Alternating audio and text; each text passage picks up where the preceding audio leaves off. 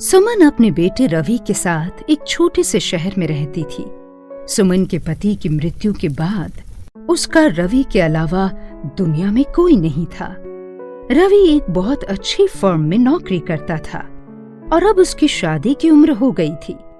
सुमन अपने रवि के लिए ऐसी बीवी लाना चाहती थी जो घर में प्यार मोहब्बत से रहे और माँ बेटे को अलग करने के बारे में ना सोचे। एक दिन सुमन की एक सहेली उससे मिलने आती है और सुमन को रवि के लिए एक बहुत अच्छी लड़की का सुझाव देती है। सब कुछ देखने के बाद सुमन को लड़की पसंद आ जाती है और वो रवि की शादी उसी लड़की के साथ करा देती है। रवि की पत्नी नेहा बहुत अच्छे स्वभाव की लड़की थी। उसके माता पिता का काफी पहले ही देहांत हो चुका था, परंतु उसके चाचा चाची ने उसे बहुत अच्छे संस्कार दिए थे। सुमन नेहा से कहती है, बेटी नेहा, मैं तुम्हें यहाँ अपनी बेटी बना कर लाई हूँ। मेरी जिंदगी में बेटी की कमी थी जो तुमने पूरी कर दी, पर तुम भी मुझे अपनी सास नहीं माँ ही समझना, और यदि कभी भी कुछ पूछना या बताना हो तो संकोच मत करना। नेहा सुमन के व्यवहार से बहुत खुश थी। शादी के कुछ ही दिनों में सुमन और नेहा का रिश्ता माँ और बेटी जैसा हो गया था। दोनों के बीच में कोई मनमुटाव नहीं था। ये देखकर रवि बहुत खुश होता और नेहा से कहा करता, तुमने कुछ ही दिनों में जैसे इस घर को संभाल लिया है और मेरी माँ का इतना ध्यान रखा है, उसे देखते हुए मेरी सारी चिंताएं खत्म हो गई हैं। तुम एक बहुत ही अच्छी लड़की हो। अरे बस बस, अब तारीफें करना बंद करो। ये सिर्फ तुम्हारा घर और तुम्हारी माँ नहीं है, बल्कि मेरा घर और मेरी माँ है। इस तरह उनके दिन हंसी खुशी बीत रहे थे, परंतु उनकी खुशी ज्यादा दिन नहीं टिक पाई और उनके हंसते खेलते घर को किसी की नजर लग गई। रवि एक दिन ऑफिस से वापस आ रहा था, तभी उसका बहुत बड़ा एक्सीडेंट हो गया जिसमें उसकी मृत्यु हो गई। रवि की मृत्यु की खबर सुनकर सुमन और नेहा पर तो दुखों का पहाड़ टूट पड़ा। नेहा तो ये खबर सुनते ही बेहोश हो गई। जब उसे होश आया तब तक उसके पति का अंतिम संस्कार हो चुका था। 3 दिन बीतने के बाद भी उसने न कुछ खाया न पिया। सुमन नेहा से बोली, बेटी, 3 दिन हो गए, तुमने कुछ खाया पिया नहीं। इस तरह तो तुम बीमार पड़ जाओगी। अब भगवान की जो मर्जी थी वो तो हो गया, उसे कोई टाल नहीं सकता। परंतु तुम्हें तो जीना है, तुम्हारे आगे इतनी लंबी जिंदगी पड़ी है। चलो उठो, कुछ खा लो। नहीं माँ जी, मुझे भी मरने दीजिए, मैं रवि के बिना जीकर क्या करूंगी। इस घटना का नेहा के दिमाग पर बहुत बुरा असर पड़ा और वो डिप्रेशन के शिकार हो गई। सुमन हर समय नेहा के बारे में सोच सोच कर परेशान रहती थी। आखिर एक दिन वो उसे एक डॉक्टर के पास ले गई। डॉक्टर ने सुमन से कहा, देखिए माँ जी, इनके जीवन में जो भी बुरी घटना हुई है उसका असर इनके दिमाग पर बहुत बुरा पड़ा है। यदि इनका ध्यान और मन किसी और तरफ न लगाया गया तो ये इसी तरह दिमागी मरीज बन जाएगी और फिर इसका इलाज नहीं हो पाएगा। इसलिए आप अभी से इसका ध्यान रखें और इन्हें किसी ऐसे काम में लगाएं जिनमें इनका मन लगा रहे। सुमन डॉक्टर की बातें सोच सोचकर बहुत परेशान हो रही थी। नेहा की जल्दी शादी होने के कारण वो केवल 12वीं तक ही पढ़ पाई थी। सुमन ने सोचा, क्यों ना उसे आगे बढ़ाने के लिए कॉलेज में एडमिशन दिलवा दिया जाए, जिससे कि नेहा का मन पढ़ाई में लगा रहेगा और वो सदमे से उभर पाएगी। सुमन के बहुत जोर देने पर नेहा ने कॉलेज में एडमिशन ले लिया और अपना मन पढ़ाई में लगाने लगी।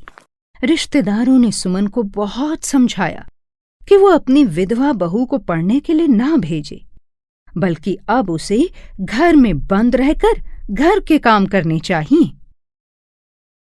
परंतु सुमन ने किसी की नहीं सुनी वो नेहा से सचमुच बेटी जैसा ही प्यार करती थी।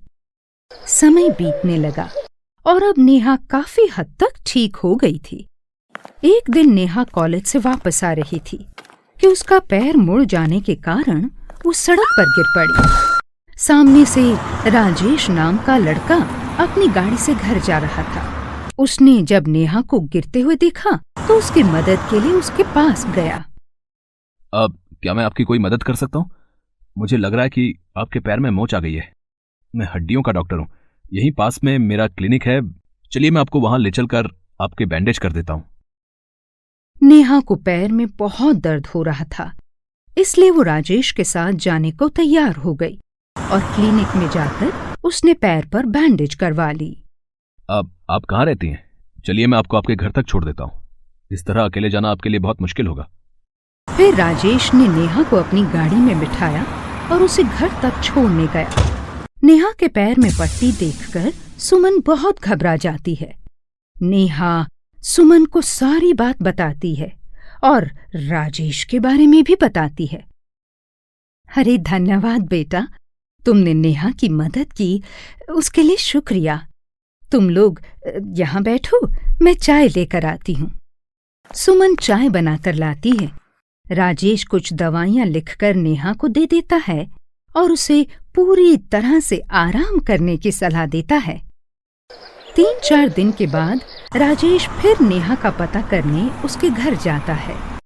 राजेश की बातों से और व्यवहार से सुमन को लगता है कि वो नेहा को पसंद करने लगा है और इस बात से सुमन बहुत खुश होती है, क्योंकि वो तो चाहती ही थी कि नेहा का घर दोबारा बस जाए। आखिर इतनी लंबी जिंदगी वो अकेले कैसे काटेगी? राजेश बहुत ही मिलनसार और अच्छे स्वभाव का लड़का था। बातों ही बातों में सुमन को पता चला कि उसका भी इस दुनिया में कोई नहीं है, वो अकेला ही रहता है। सुमन मन ही मन राजेश को नेहा के लिए पसंद करने लगी थी। वो मौके की तलाश में थी कि कब राजेश से उसके मन की बात जाने। एक दिन राजेश जब नेहा से मिलने आता है तब वो अपनी सहेली के घर गई होती है। सुमन मौका देखकर राजेश से पूछती है कि क्या वो नेहा से शादी करना पसंद करेगा। सुमन नेहा के बारे में सब कुछ राजेश को बता देती है। वो उससे पूछती है कि उसे एक विधवा से विवाह करने में कोई आपत्ति तो नहीं। माँ जी, ये तो मेरा सौभाग्य होगा यदि मुझे नेहा जैसा जीवन साथी मिले। नेहा एक बहुत ही सुशील और समझदार लड़की है और मैं इस तरह की बातों को बिल्कुल नहीं मानता कि विधवा का विवाह नहीं होना चाहिए। और मुझसे प्रश्न करने वाला तो दुनिया में कोई है ही नहीं। मेरे लिए तो आप ही मेरी बड़ी हैं।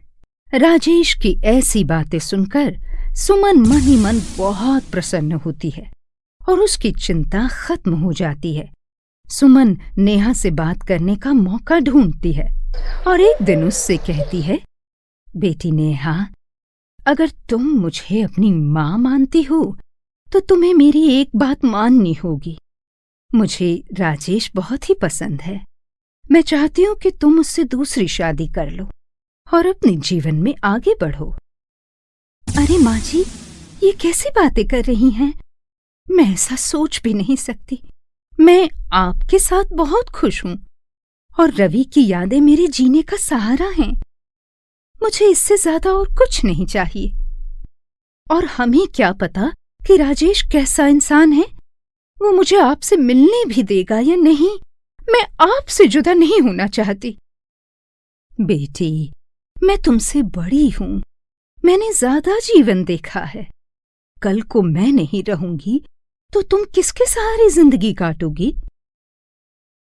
ये पहाड़ जैसी जिंदगी अकेले काटना बहुत मुश्किल है और हमारे समाज में लड़की के लिए तो ये और भी मुश्किल काम है। तुम्हें अपने जीवन में एक अच्छे जीवन साथी की जरूरत है और राजेश से अच्छा जीवन साथी तुम्हें मिलना मुश्किल है। नेहा को मनाने के लिए सुमन को उसकी बहुत मिन्नतें करनी पड़ी, तब जाकर कहीं नेहा शादी के लिए तैयार हुई। बहुत साधारण रस्मों रिवाज के साथ नेहा और राजेश की शादी हो जाती है। सुमन कहती है, देखो बेटा राजेश, नेहा ने छोटी सी उम्र में बहुत बड़े सदमे का सामना किया है। तुम इसकी भावनाओं को समझते हुए इसका पूरा ख्याल रखना। मुझे उम्मीद है कि तुम दोनों अपने जीवन में बहुत खुश रहोगे। राजेश जानता था कि नेहा सुमन से बहुत प्यार करती है, इसलिए उसने पहले से ही सोच रखा था कि शादी के बाद सुमन भी उन्हीं के साथ रहेगी। माँ जी, आपने जैसा चाहा वैसा ही हुआ। मैंने और नेहा ने आपकी बात मानते हुए खुशी खुशी शादी कर ली है। अब आपको भी मेरी एक बात माननी पड़ेगी। हाँ हाँ बेटा, बोलो, तुम जो कहोगे मैं वो मानने को तैयार हूँ। तो जल्दी से अपना सामान पैक कर लीजिए और हमारे साथ रहने के लिए चलिए। क्या? अरे नहीं नहीं बेटा, मैं तुम लोगों के साथ कैसे रह सकती हूँ। मैं यहीं पर ठीक हूँ।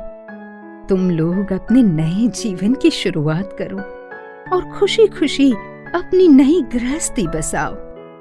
मेरा आशीर्वाद तुम्हारे साथ हमेशा रहेगा।